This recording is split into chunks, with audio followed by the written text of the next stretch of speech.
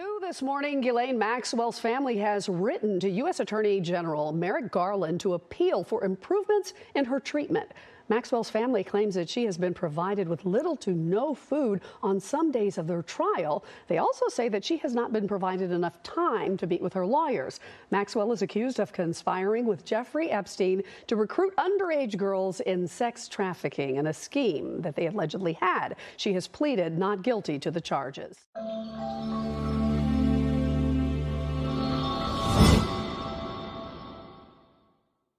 Hey, before you go any further, make sure you like, comment, subscribe, and after you enjoy this video, make sure you share it. Welcome to Unified TV, where truth has no fear.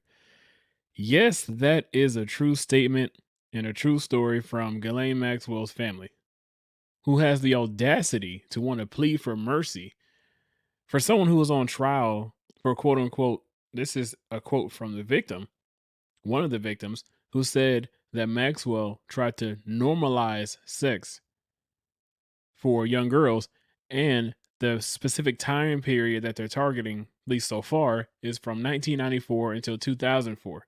That's a whole decade. That's an entire decade of misconduct, trafficking, and God knows what else. So this goes way farther back than Ghislaine Maxwell and Jeffrey Epstein. This goes farther back to Harvey Weinstein, actually, because according to a few news sources, Harvey Weinstein is helping facilitate some of the investigations going on, helping name names, basically. Now, this is a snowball effect. Bill Cosby is on Epstein's flight log. Kevin Spacey, they're saying Trump was on there. That's debatable. If he was there, it is what it is at this point. If he was there, if he wasn't, that's not the point. The point is that Ghislaine Maxwell's family has the audacity to be asking for mercy for her, saying unfair treatment, not eating enough. She can't get the toiletries she needs. Now, look, I'm not for cruel and unusual punishment. I'm not. If someone is sinking themselves, I'm all about letting them sink. I'm not about putting extra there, doing things that are unethical just because someone did something that was unethical before. However, how much mercy did you give those children? How much mercy did you give those girls that were trafficked? How much mercy have any of these celebrities that we know or will come to know to have been involved with this trafficking all these years? How much mercy have those children been shown? So I don't want to hear anything about mistreatment. How about the mistreatment of these girls for, in my opinion, over a decade, maybe even 2 decades? It goes farther back than that. It goes past that. So we're talking about possibly 2 whole decades, at least with this particular group: abuse, enslavement, rape, murder. All of these things are done to these children without mercy. And because you're on trial for what you did, you want mercy? What mercy were they given? What choice did they have? How many of these children are still alive that we may never find? You have organizations like Operation Underground Railroad and the Deliver Fund who rescue children out of these underground tunnels on a daily basis. These children are in dire conditions because of people like Maxwell, because of people like Epstein and Weinstein. This is demonic, this is dark, and it's $1 billion industry for them. But I don't want to hear anything about mercy.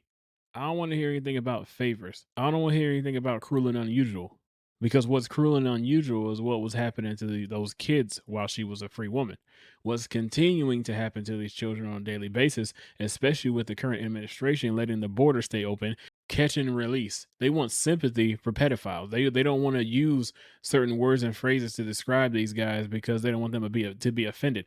The literature they're putting in our schools trying to normalize underage encounters with grown people. There's no such thing as a minor attracted person.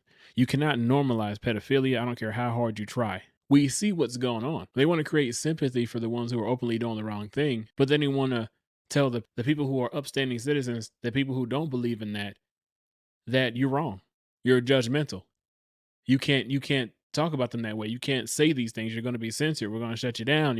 It's worth that to tell the truth. I have zero sympathy for Ghislaine Maxwell. I have zero sympathy for Epstein, who I personally believe is still alive. I have zero sympathy for Weinstein. Remember, they tried to create sympathy for Weinstein when they saw him all broken down in the courtrooms. Weinstein, his health started to decline all of a sudden too. And people just try to make him look like he was such a victim. I absolutely 10,000% don't want to hear it. There is no excuse, there is no past that you could be given, and there's no mercy that you deserve enough in the world to make up for what you did to those kids. There are children who will never see their families again. There are children who would only hope to be freed to possibly see their families again. Underground tunnels all over the United States and out of the country. Underground tunnels all over Washington, D.C. Children trafficked, starting in our own country's border. And you want sympathy. How much mercy do these kids get?